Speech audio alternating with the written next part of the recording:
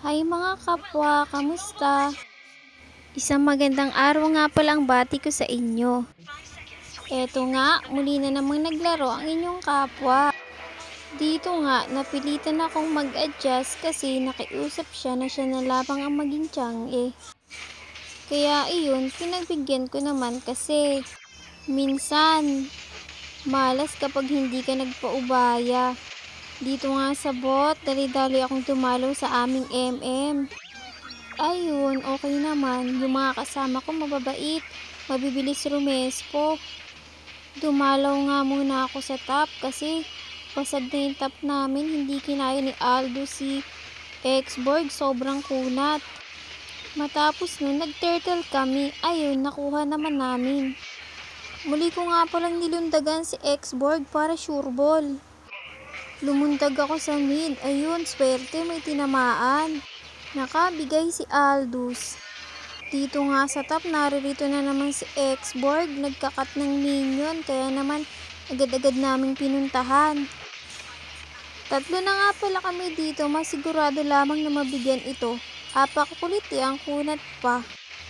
Sa sobra niyang kunat, ang tagal namin siya bago mabigyan. Naubos lahat ng skill. Muli akong lumundag, ayun, swerte may tinamaan ulit.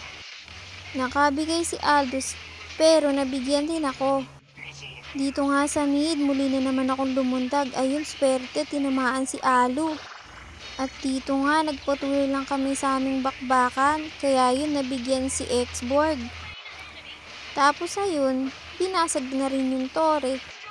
Diniretso ko na nga rin para doon sa susunod na tore para makabawas naman ulit kami ng kanilang tore.